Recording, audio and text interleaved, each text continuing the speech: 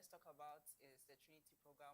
We all know we have it on Wednesdays, and tonight, our topic for tonight is the silent struggles, the importance of support with breast cancer. And today, we will be having with us Mrs. Gina Kuma. She is a breast cancer survivor. She is a breast cancer survivor, executive secretary, and the Breast Cancer Society of Ghana. And I'm your host for tonight. My name is Yeboah Akosue Chanyeboah. Good evening, Auntie. Good evening. You're welcome to tonight's show. Thank you. You are looking beautiful. Thank you. We hope that at the end of this discussion, we are going to have more knowledge on breast cancer since you're a survivor. We thank God for your life also. So, to begin with our discussion, we all know or we've heard about breast cancer. But to start with, please, what is breast cancer? Can you tell us, can you enlighten us on what it is? Okay, so I would explain that in a layman term because I'm here in the capacity of a breast cancer survivor. What we know is there are cells all over our body. They are made up by God to grow and die and regenerate at a certain time. But when the cells, are not growing or dying the way they should, we say they are misbehaving. Then they say technically it is cancer. So it means that cancer can occur anywhere there is cell in the body. So it could be cancer in the head, the eye, the nose, the mouth. So when cells in the breast begin to misbehave or grow abnormally, then we say there is cancer of the breast. Okay. So that's your definition for breast cancer. And because you're a breast cancer survivor, you would have gone through, you would have had a journey from the beginning as you were told by the doctors that you had breast cancer. How was the feeling like? How did you take the news that you got? And I understand that you also be giving us a presentation on that. So if you would kindly help us with the presentation. Okay. Yeah.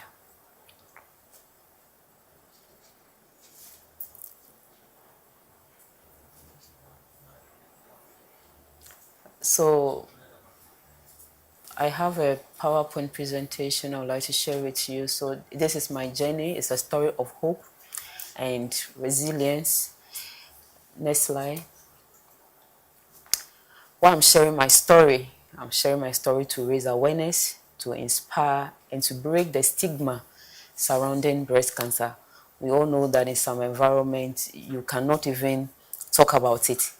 You can't even say you are a breast cancer survivor. Even when you are going through treatment, you dare not even tell anybody that you are having breast cancer and you are going through treatment. There's a lot of stigma. So I'm here today with an objective to break that stigma. I was just 31 years old. Was a busy mother of 5 children, managing my school business. There was no family history. So indeed, it never looked like I was at risk of getting breast cancer. And I was minding my business just like anybody. And I thought breast cancer was far away from me because honestly, I had thought that it was for older women. I thought breast cancer was for older women or people who don't take care of themselves. Or as a Christian, like a young Christian, something as breast cancer should only happen to bad people, Bad people. Yeah. So I was far away, as far as I was concerned. I was far away from getting breast cancer. And unfortunately for me, I never paid attention to any breast cancer awareness message. So I had no idea what the symptoms were. I had no idea what to do, even if I should see any sign. So the images that left before this one were my symptoms. Everything you see there are my own images. So I almost experienced all the symptoms. Initially, it was a lump, but fortunately for me, so this were my symptoms. You can tell from the four in one image that the breast was almost getting deformed. Those were my first symptoms, and luckily for me, it was a painful lump. Otherwise, I would have missed it. I would have missed the lump because I wasn't doing any self breast examination as we are preaching for people to adhere to. So, and that is why most people miss it, because usually the early stage breast cancer lumps aren't painful. So if you are not breast aware, you miss it. And that is when by the time it begins to pain you or your breast begins to get deformed, you rush to the hospital and it's usually too late. When you see a lump or a discharge or any other symptom in your lab that you believe is unusual, the first thing to do is to report to the hospital. But in my case, I didn't. I wasted time because, as I said, I was ignorant. And when you go to the hospital, you report with those symptoms, the first thing they'll do is a clinical breast examination. That is what you see in the first picture. Depending on your age, they'll either do a mammogram and ultrasound scan, or just mammogram and then maybe just an ultrasound. So that's what you see in the image there. So the first one is the clinical breast examination. Then where you see a white woman behind a darker skinned woman, that is a mammogram. So it's a machine that is, it's up like this, and then the breast is squeezed between, the machine, then screened. It's not painful. So usually it is recommended for women who are 40 years and above, not only when they see any symptoms in their breast, but for women above 40 years, this is something they must be doing at least once every year, okay? And so the picture down there is a ultrasound scan, okay, where you see a hand in gloves on a breast, okay? So when that is done, if there is any suspicion of cancer, the mammogram and or the ultrasound will confirm it, okay, that there's suspicion of breast cancer. But that is not conclusive that you have breast cancer. You would have to do further investigation, one of which is the biopsy. So with that, depending on the symptom, it's a lump. You see that a special needle there is being used to pick the lump, pieces of it. If it's a fluid that is coming from the nipple, the fluid will be sent to the pathologist. So if it's a lump, the tissues, the samples will be taken to the pathologist to look into it, to confirm that exactly it is cancer, what kind of cancer it is, okay? Okay, do we have different kinds of cancers? There are different kinds of cancers, but that is technical. I'm here as a breast cancer survivor, so I will not go into that one. So you will not even start treatment even just after the biopsy.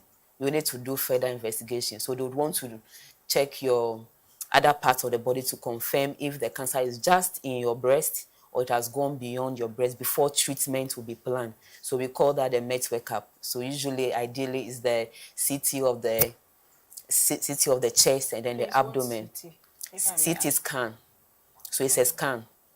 So of the chest and abdomen, and then some blood works. Okay, so they would want to know how far the cancer has traveled. So they use all of that to stage the cancer. Okay. So the stage actually means how far the cancer has traveled to.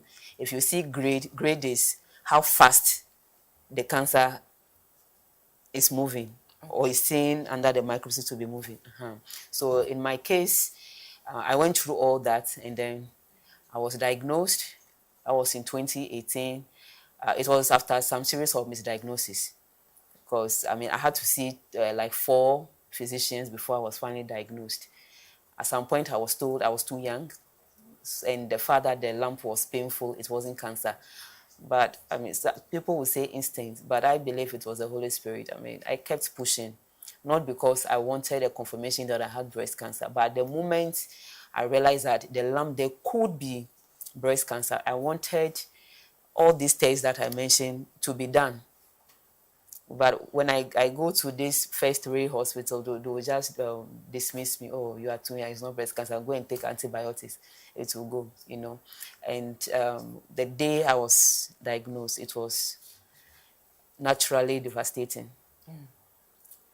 Until I survived, I had no idea that cancer could be survived. Wow. Just like many others who have not experienced it or seen anybody survive it, you think it's a death sentence. You see death staring at you that very moment you are told you have cancer. and it's like everything just comes to a standstill. Dreams, everything is like you just see your life just It feels like it's shattering, like shattering it's not into going pieces. anywhere. No, it's like everything just comes to a standstill. And this picture actually depicts. I've shown this to a number of survivors, and they've agreed that this is how it feels. It's like the whole world is on your like, and On your neck. when you are diagnosed, they just don't tell you have cancer or breast cancer. That very moment, they try to explain how your treatment plans is going to look like. So yeah, it's breast cancer, and we may have to do mastectomy. Mastectomy is where there is total surgical removal of the breast, and you might need what do you call it, chemotherapy. You might also need homotherapy. You might need lamp. You know, those terms. The moment you begin to hear them, it's like even if they just had mentioned that you will have your breast removed, that one alone, It's you like know. this sentence. And then if you've heard about chemotherapy before, Okay. then it's like you are dead. You are already dead. You consider yourself already dead. Can you educate us on what it is? Okay. So my initial treatment plan included lumpectomy. Lumpectomy is where the lump, the unusual lump or the cancer lump that is in the breast is removed. So this time we don't, the lumpectomy means the whole breast is not being removed. They are just removing the lump. But technically, they don't just remove the lump, they remove margins around the lump. So it means a part of your breast will go, but you still will have your breast conserved after the surgery. Okay, you still will have your breast. So that is lumpectomy. So that's a surgery. It's a surgery. Okay. It's a surgery. And then radiotherapy, the pictures are down there. As we are going, we'll see it. So my initial treatment plan was lumpectomy, radiotherapy, and hormonal therapy. But unfortunately, the treatment plan changed along the line, and I had to do the first surgery that I did, the lumpectomy. Then I had chemotherapy. Then I had mastectomy. I had to go back to the theater again, and radiotherapy, and then hormonal therapy. So all that you saw there, I did all. So this is me during my chemotherapy. So people always wonder how the chemo is given. People have some weird and funny perception of how chemo is. So chemo is a drug. It's a combination of medicine, like infusion. So it is often given through the IV. Some are oral, depending on the kind of cancer. If it's skin cancer, you could have chemotherapy that is a cream that you may have to use. So you don't sleep when you are being given. That is if you are stable. Okay, if the case is not advanced and you are, fit and you are going up and down, you just sit. It is as you saw in the picture, like you are being given an infusion. Like a drip? So you could be talking like a drip. You could be talking, you could be eating. You don't feel anything. Like people describe it that the moment they are pushing it there, it's like maybe you are fainting or you feel like your soul is leaving your body. No. Chemo has side effects, but even if you feel it, from my experience, I can say maybe it will be like 6 hours after before, if you feel anything, you feel. So that is me. The picture you see there is me taking my last chemo. The one with me in the Ankara with the hair. If you look closely, you see that at the back of the hair, there are hairs that are lost. Yes. So that is how the hair started removing. And then the sakura you see there was when I lost the hair completely. It will just, regardless whether it is weaved in cornrow, rasta, it will go. Whether it is natural, how does it gradually leave you like that? Okay, so I have a slide that is a video. If it can be played, you will see how. So you see that I was at church when I realized. So the picture in the middle, the one with me in the yellow shirt, that's how my hair was before I started the chemo. I went to church and I just realized, you see where the hair is, just at my edge there. I just realized the hair was on my nostril. I'm like, oh, did my hair just suddenly grow long like that? I did this and the whole edge, as you see, just fell off. Just like that? Just like that. So people around were freaking out. So I went to the barber. So he takes the rest off. Okay, can we play the video?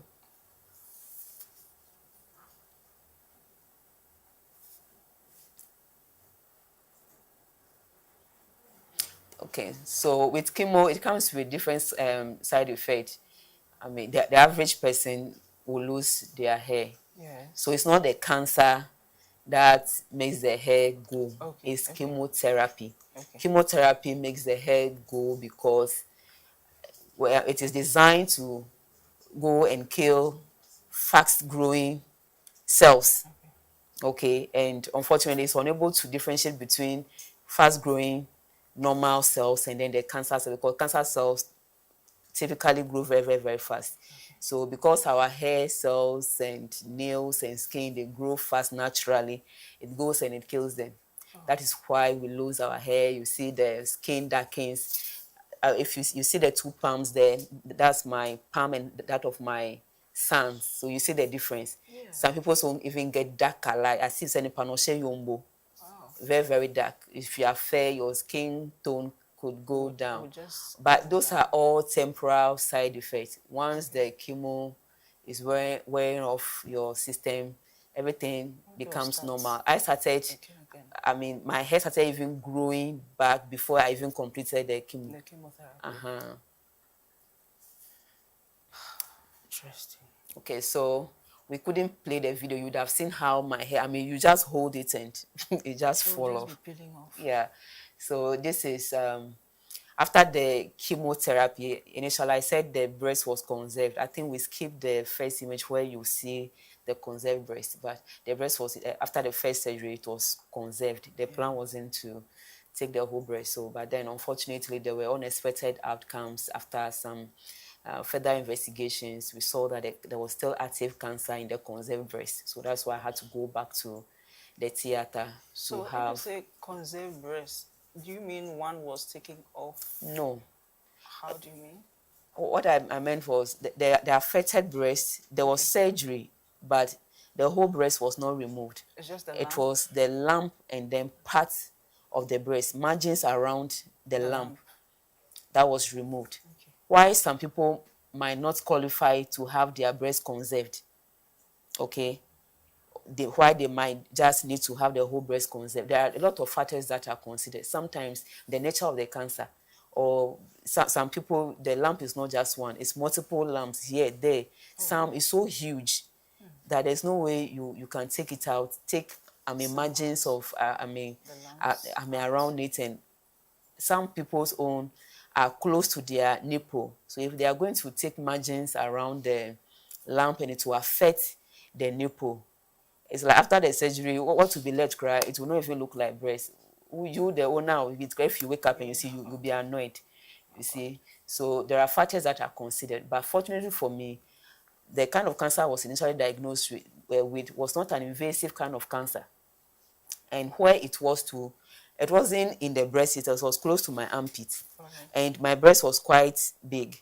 Okay. So if they were to remove the lump plus margins around it, what was left still looked like breast, and you could not even tell the difference in size. Okay, but there are some people, the lump could be very small, but because of the position of the lump, they can't save the breast. Or sometimes the nature of the cancer, they'll just have to. So it's not like automatically the moment you are diagnosed with breast cancer, they'll take your breast off. No. Okay. The doctors also wish they can save all the breast. They'll just would take the lump out, but those are the early detections. When we see it early in reports, people often would have that chance of having their breast cancer. So that's one of the importance of early detection. Not when you stay and you see, the cancer is already grown and very obvious, and even that one, you go to the hospital, they say, come and do, they say, I'm going to pray and come. Or I'm going to ask my family deities for permission before I come. That one, if you come, if you are not even fortunate, they might not even be able to do the surgery. So if they are not able to do the surgery, what happens? Since they go and they are seeking for help not able to elsewhere, do the surgery, it means the person is, nobody knows, but it means it will end in death. It will not end well. Oh, I see. Because often it will mean that the cancer had spread. Yeah. If they can, beside the father, maybe the lump is attached to the chest wall, or maybe they have some factors they consider why, even though even the cancer has not spread, they might not be able to operate. Okay. But usually, if they say they will not or cannot operate, then it means the cancer has spread beyond the breast. They would only would have you do the surgery if the cancer is just in the breast. Just in the But breast. if it has gone beyond the breast, there's no point having any form of surgery. But by all means, if the cancer has not spread, there will be a form of surgery. Okay. Either they'll just take the lump, or they'll take the lump and margins around it, or they'll take the whole breast. Okay. So please, question: if the cancer spreads, where does it spread to? So it could spread to the brain, Okay. could spread to the lung, the ovaries, the kidneys, the liver, the blood, the bone. That far? That far. It doesn't care. It could. I had a friend we lost. Hers went to her lung, and then to her mouth. Oh. Yeah. The mouth. Yeah. What is it doing there? That's how wicked these diseases. It doesn't care. So close to 1 month before her demise, she couldn't even eat. Hey. Yeah. It's that terrible. It is that terrible. It is that terrible. Okay. Please, can you continue? So yes, I had the mastectomy. I wish we could go back to where I had a mastectomy so that we see, so that at least it can clear some doubts. People usually think when we have the mastectomy, they leave an open wound for us to nurse. No, it is stitched very neatly. Is it possible for us to reverse?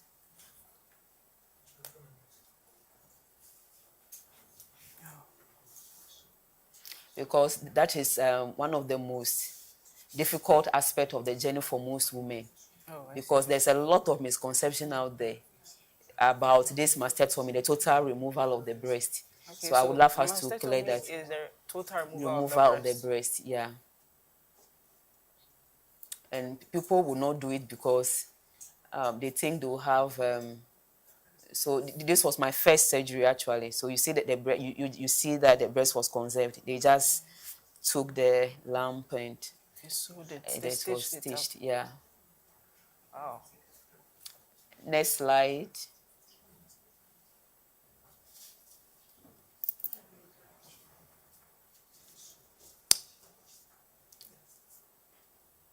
Okay, I think we've jumped the mastectomy image, but this is a radiotherapy, and you can see my chest. Yes. That's my chest where the breast has been removed.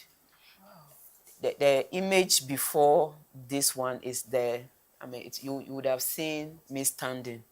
So at a point, did you have one of your breasts removed? Yes, that's what I wanted to prove. That is it. Wow.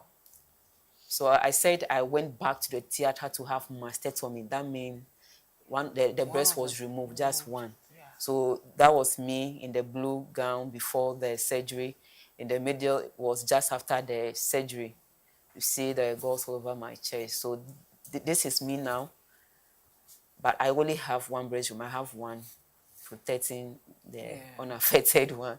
So that is it. When you look closely, you see that it's a stitch there. I mean, it was closed up. Yes, it was stitched. It was stitched together. So they don't leave any open wound for you to nurse. Exactly. And I mean, you stay in the hospital at Kolebu. Yes. You are admitted on Wednesday, and then you leave the next week, Tuesday.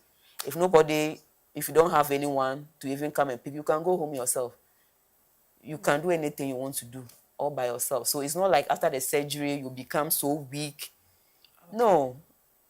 So people have this perception that the woman's strength is in their breast, even their life is in their breast. So the moment they allow the breast to be surgically removed, they'll die. Eventually, they'll never be strong again. Okay. They can't do anything. I drive, I do everything. Do everything normally?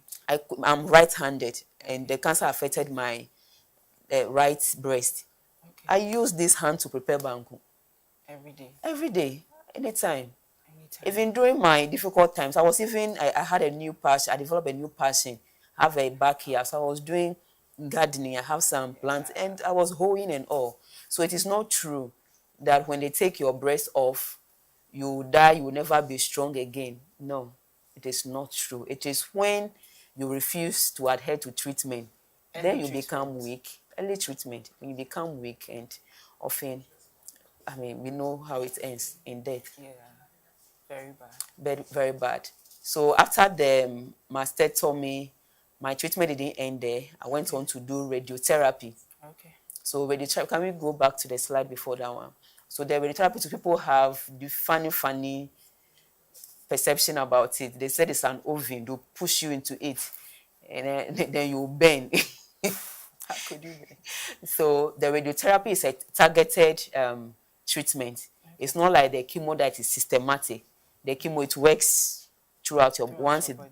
goes through your vein, I mean, it's systematic. Of your body is... But with this one is targeted.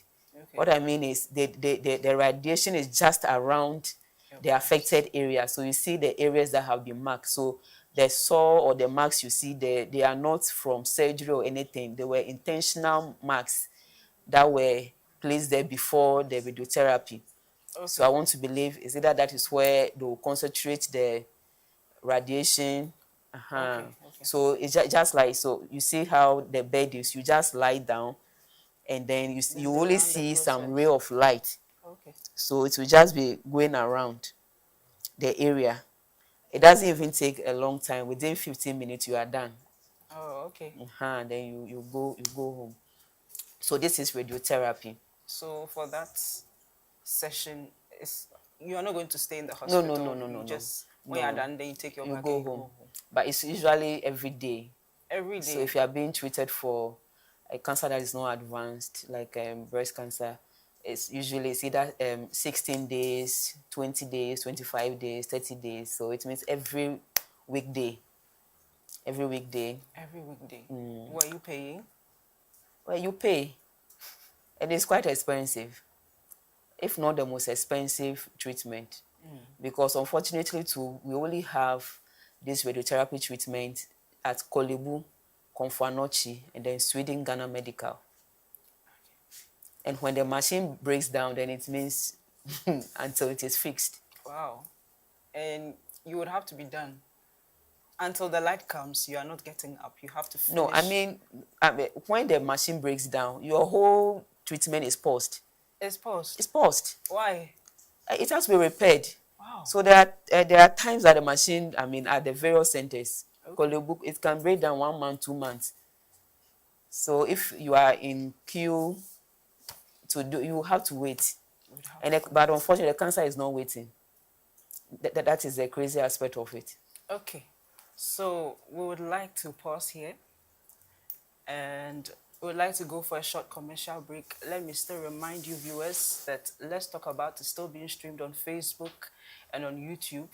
You can still send us your messages via WhatsApp on the number 0501 579 996. 0501 579 996. We'll be right back. With the growing challenges of life in light of both global and domestic development, the Christian is faced with the difficult task of balancing survival within a secular system and at the same time living a Christian life that pleases their Maker. It is for this reason that we need to have frank conversations on the many issues of life through the Christian lens. So, we bring to you Let's Talk About. On Let's Talk About, we talk about health, career, dating, marriage, family, divorce, politics, finance, and all the issues of life that the Christian is confronted with on a daily basis. Join us this and every Wednesday on the YouTube and Facebook pages of Trinity United Church Legon, and let's talk about life as Christians.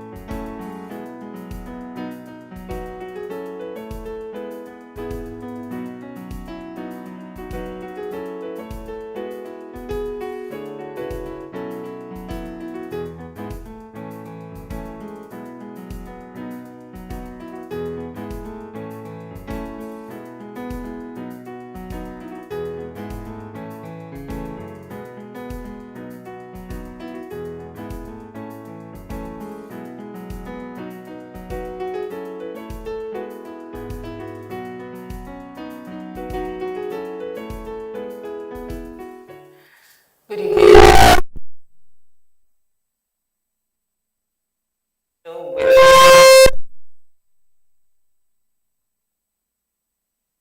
is a breast cancer survivor, an executive secretary, and of the Breast Cancer Society of Ghana. And I'm still your host here, Wako Secha. So, Mrs. Gina, let's continue with the journey. So far, you've talked about how you went through the process. You had so many surgeries. You had, unfortunately, one of your breasts taken off. But then, by God's grace, you are still alive. So please, let's continue with the challenges you faced. What were the challenges for you, both at home, with your children, at work, when you went to church, when you went to the groceries when you went to the shopping malls to get groceries and all that? How was it for you? How was the journey? Okay, so I mean, it's the most difficult aspect of the whole thing were the side effects that came with it. I lost more than my hair, many nights and days of confusion, desperation and depression, because some of them were induced by the treatment itself. So it tells you that you need psychological support. I mean, when you are having a treatment like for something like cancer, I mean, dark palms and feet, but those were things that you could ignore. I lost friends. Really? Yeah, for whatever reason. How come? I don't know. How did you lose Because them? there is this very close friend of mine that I confided in the moment I even saw the lump. Yeah. And I mean, looking back, it was like the moment I was diagnosed, like confirmed. When you call her, she doesn't pick. Did you think it was intentional? Well, I have no idea, because years after I had survived, once she saw me on TV, and it's like she called that, oh, she just saw me on TV. I'm like, so? Exactly. So she wanted to come back, like she's sorry, and I'm like, no problem. I've moved on. She should also move on. I didn't give her the opportunity to continue, to tell me why she did that. But I just don't care. But it tells you that when you are going through difficult times like this, you know those who truly care for you. Exactly. Okay. And in my case, I wasn't so much of a social person. Okay. Church, I go, I'm in my corner, I finish, I go home.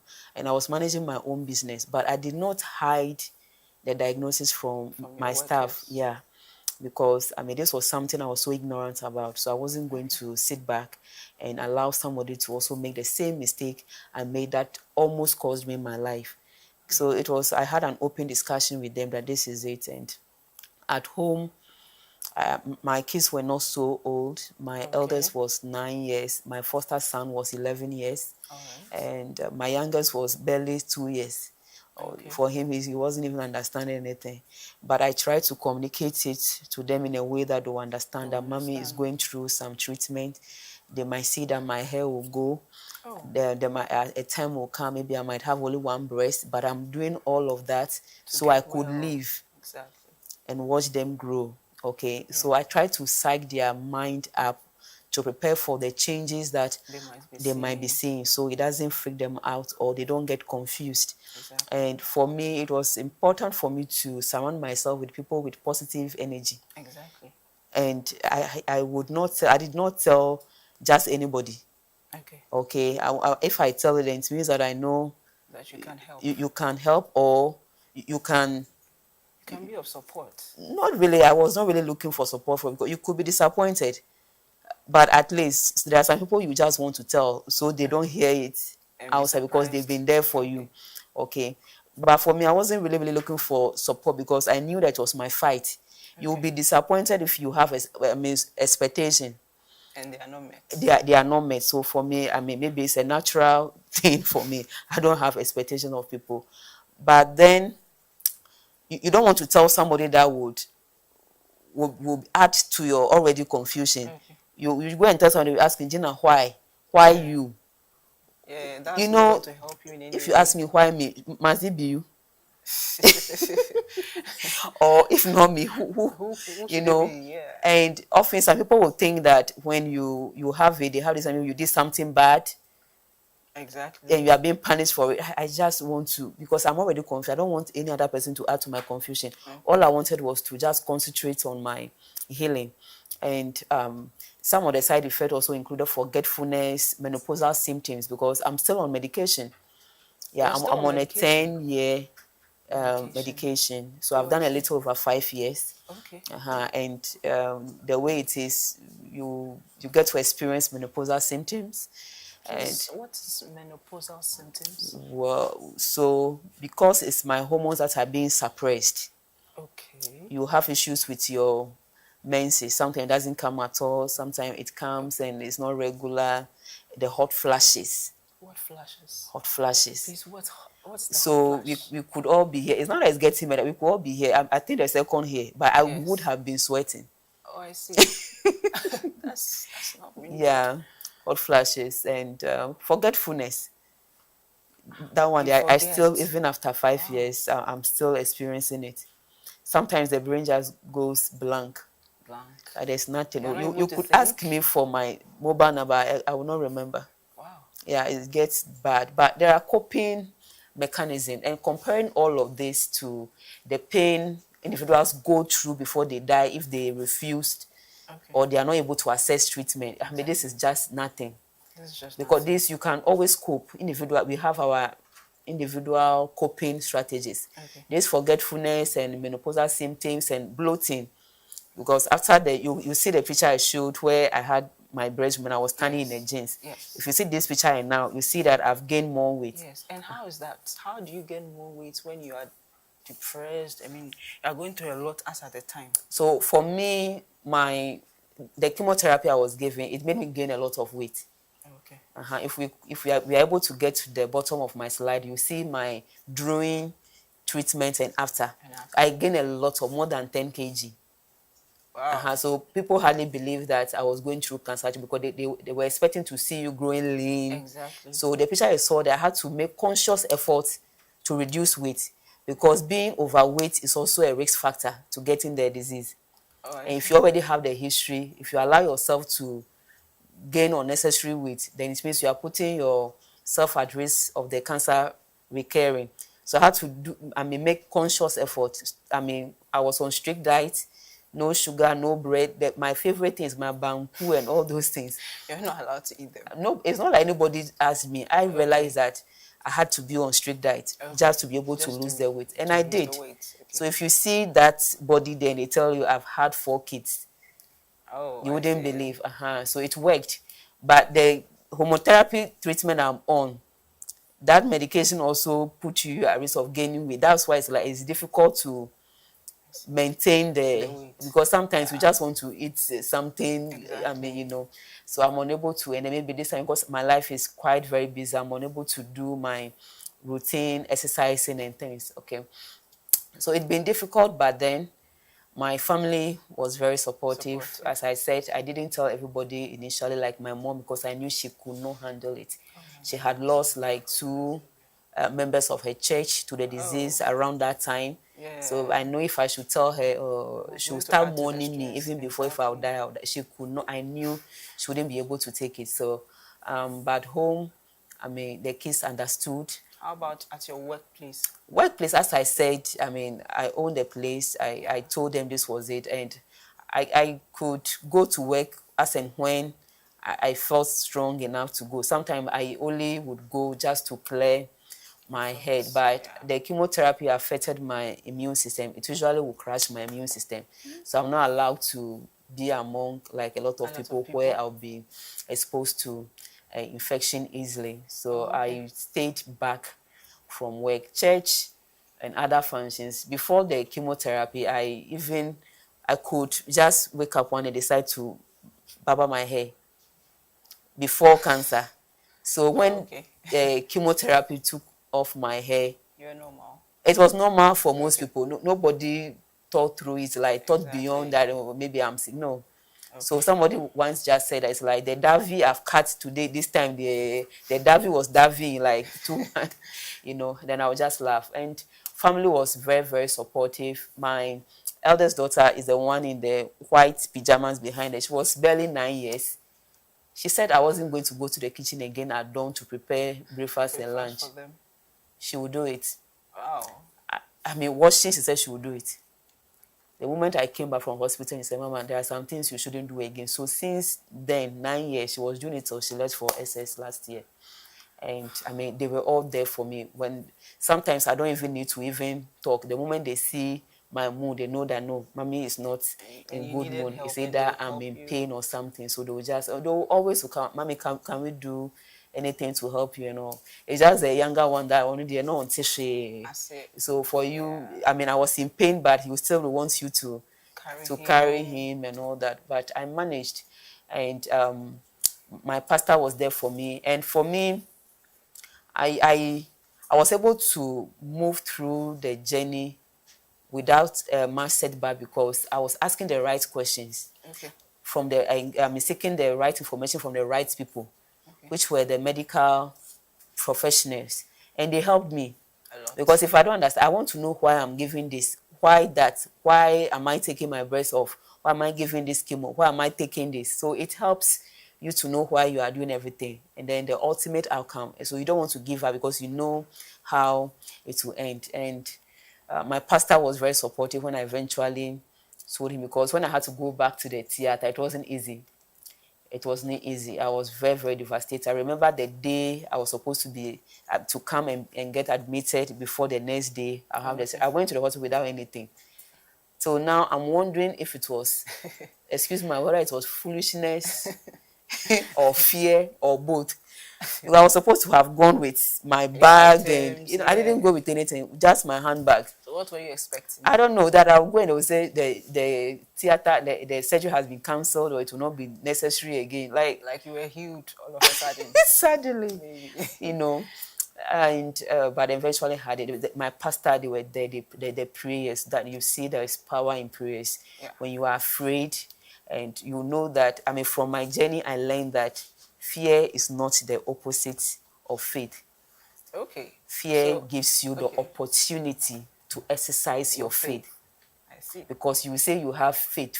Wait till you are faced with something like cancer, then you know if you have faith or not.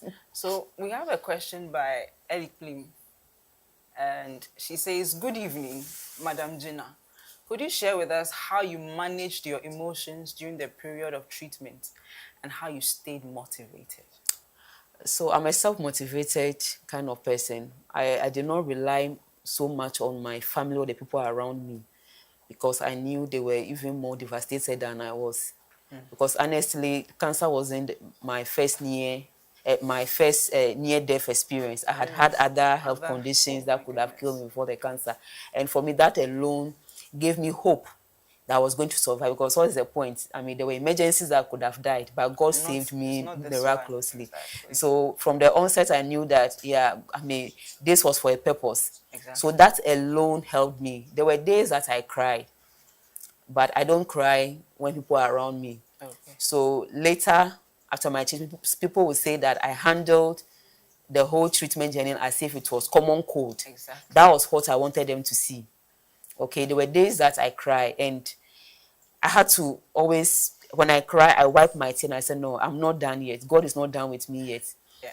I mean, this must be for a purpose. Exactly. I must survive this to glorify His name. So that alone kept me going. I've had breakdowns. I've had near depression moments. But as I said, I'm a self-motivator, and I think I have a natural call for counseling. So I'm actually a certified counselor now. So it was even then I was counseling myself. Like I could go and stand behind the mirror, and I'll call myself, Gina, you can, like, you know, I encourage myself. Yeah. And it worked, I believe it did. Yeah, it did. It actually works. So we have our next question by Ruth Ruedu, and she's asking, how was your husband's reaction when they had to remove the breast?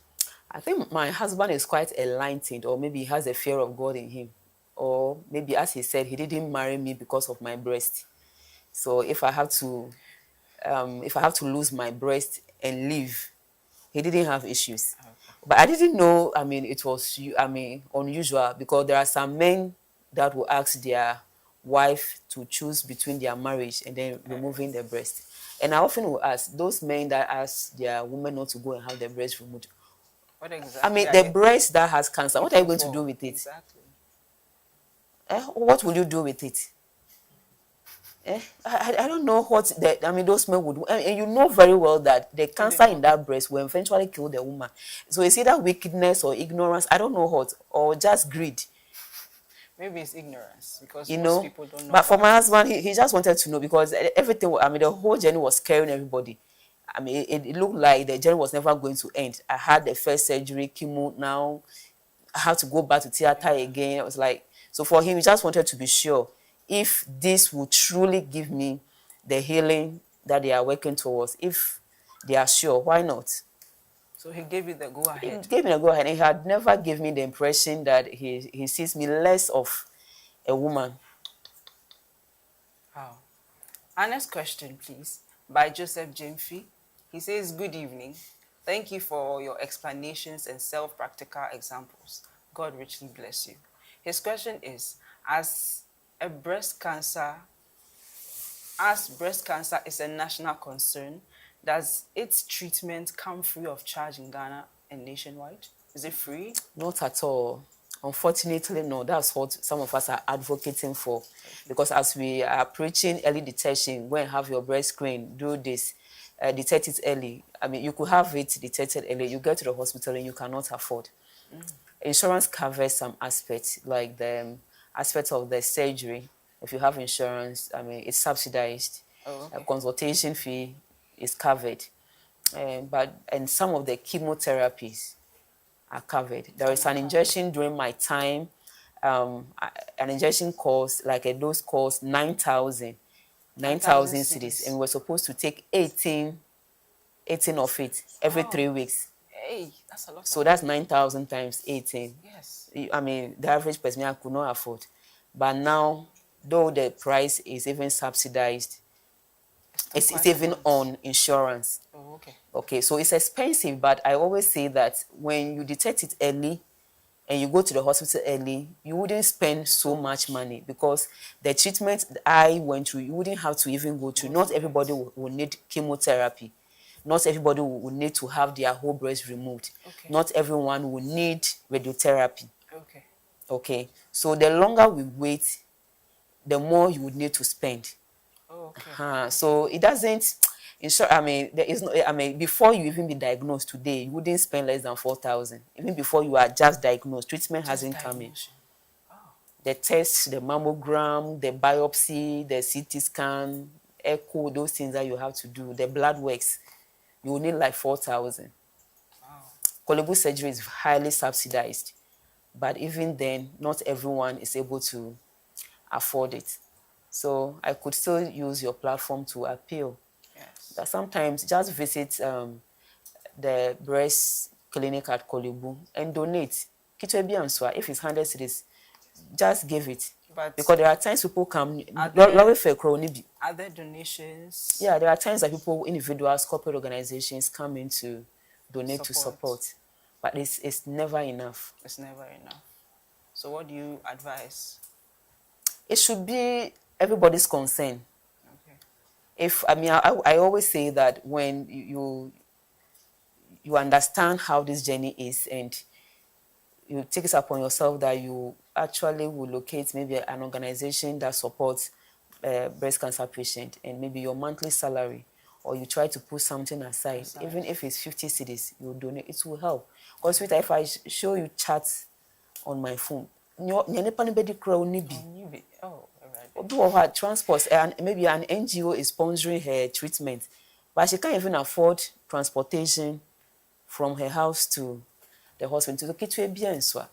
So, on this note, we'd like to know or hear from you. Give us your last comments. So I think it's just timely that this slide is showing that there is hope. There is hope. I've survived breast cancer. Many have survived it. There's a lot of misconception out there. Me that when you, as I mentioned, you do this, you die. When you do chemo, you die. They are all not true. They are all not true. So people also believe that it's a spiritual disease.